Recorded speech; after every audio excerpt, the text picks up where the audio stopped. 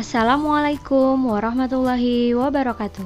Halo anak-anak hebat kelas 4, bagaimana kabar kalian hari ini?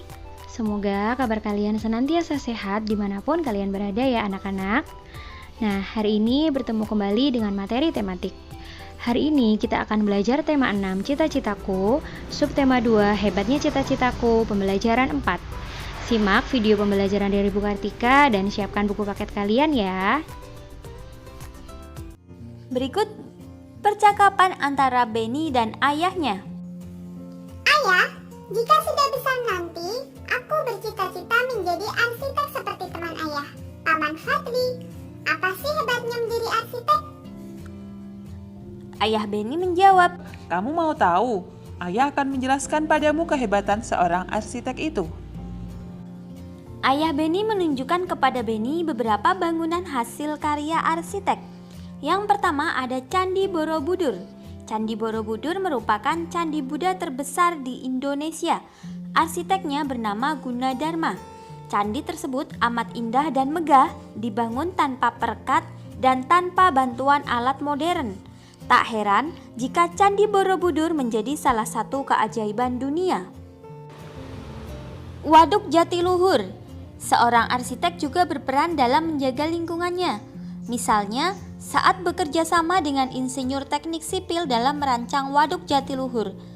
Waduk Jatiluhur adalah kolam besar tempat penyimpan air untuk berbagai kebutuhan. Hasil karya kumpulan arsitek Indonesia ini memiliki banyak kegunaan, di antaranya menampung dan mengalirkan air ke sebuah pembangkit listrik tenaga air atau PLTA sehingga dapat menghasilkan listrik. Waduk juga bermanfaat sebagai penyedia air bersih dan irigasi yang diperlukan untuk mengairi sawah. Waduk ini juga sebagai pengendali banjir. Jembatan Suramadu. Jembatan Suramadu adalah jembatan yang menghubungkan Pulau Jawa dan Pulau Madura. Berkat jembatan ini, masyarakat Madura dapat lebih mudah dan cepat melakukan perjalanan darat ke berbagai wilayah di Jawa Timur. Dengan panjang 5.438 meter, jembatan ini merupakan jembatan terpanjang di Indonesia saat ini.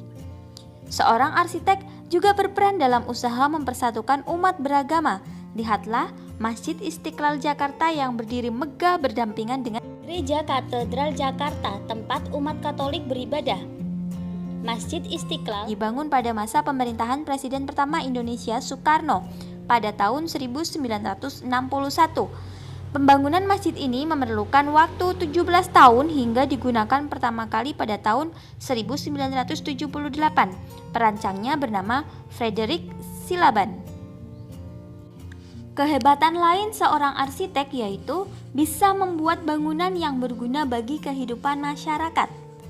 Kemudian, untuk menjadi seorang arsitek, maka harus menempuh pendidikan sarjana atau S1 jurusan Teknik Arsitektur di lembaga perguruan tinggi.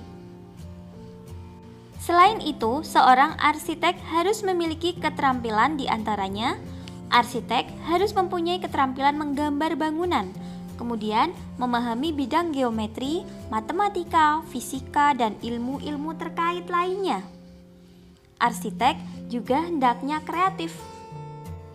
Dari zaman dahulu, nenek moyang kita telah membangun berbagai bangunan adat yang mencirikan kebudayaan mereka masing-masing. Setiap suku memiliki ciri bangunan dan tempat tinggal yang berbeda sesuai dengan kebutuhan serta kebiasaan masing-masing. Pernahkah kamu melihat bentuk rumah adat dari suku yang berbeda-beda? Perhatikan gambar rumah adat dari Kampung Naga, Jawa Barat. Rumah-rumah adat di Kampung Naga dibangun dengan cara yang unik dan memiliki tujuan serta makna sesuai kebiasaan masyarakat setempat. Rumah dibangun di atas bebatuan agar tidak longsor bagian bawahnya. Masyarakat Kampung Naga sangat erat kekerabatannya, sehingga mereka membangun rumah mereka secara berdekatan, tetapi mengarah ke arah yang sama, yaitu arah timur-barat. Semua rumah akan menghadap ke arah Sungai Ciwulan yang berada di depan gerbang masuk kampung tersebut. Semua bahan bangunan dibuat dari bahan-bahan alami seperti bambu dan dedaunan karena kehidupan masyarakatnya yang sangat dekat dengan alam. Contoh berikut. Gambar yang pertama adalah rumah joglo dari Jawa Tengah. Manfaat dan kegunaan rumah adat. Untuk manfaat dan kegunaan rumah adat adalah sebagai identitas suatu suku bangsa. Digunakan untuk kegiatan formal, diantaranya pertemuan, pagelaran seni wayang kulit, dan tari-tarian serta upacara adat. Kemudian, ada rumah gadang dari Minangkabau. Manfaat dan kegunaan rumah adat ini adalah sebagai identitas suatu suku bangsa. Kemudian, sebagai tempat musyawarah, pewarisan adat, dan upacara adat. Persamaan kedua rumah adat tersebut yaitu menjadi identitas suku bangsa di Indonesia. Bisa dijadikan sebagai tempat tinggal. Untuk perbedaannya, masing-masing memiliki desain dan bentuk yang berbeda setiap sukunya. Dan juga memiliki sejarah budaya yang berbeda-beda. Nenek moyang kita merupakan arsitek yang hebat ya. Mereka membangun rumah adat yang sesuai dengan keadaan alam dan nilai-nilai budaya. Ya, mereka senantiasa ingin menyatu dengan alam sekitarnya. Mereka menganggap alam adalah sumber daya mereka, sehingga mereka pelihara dan jaga. Ya, mari kita baca teks tentang manfaat sumber daya alam di sekitar kita. Manfaat sumber daya alam di sekitar kita.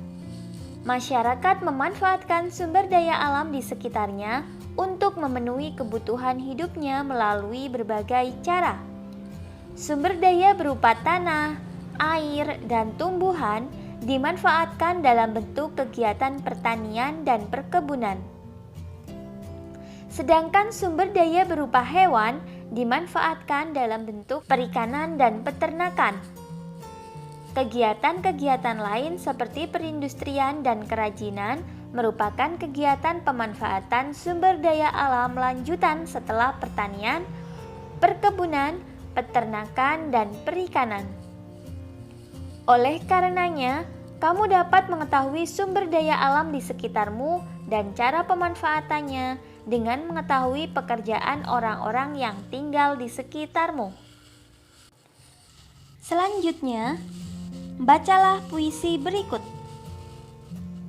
Kemudian, ubah puisi tersebut ke dalam bentuk paragraf. Langkah-langkahnya, bacalah informasi secara cermat dari puisi tersebut. Kemudian, catat kalimat intinya. Lalu, kembangkan kalimat inti menjadi pokok pikiran. Selanjutnya, menyampaikan pokok pikiran dalam bentuk uraian lisan dengan kalimat sendiri. Nah, merubah puisi menjadi bentuk paragraf atau prosa ini disebut parafrase puisi.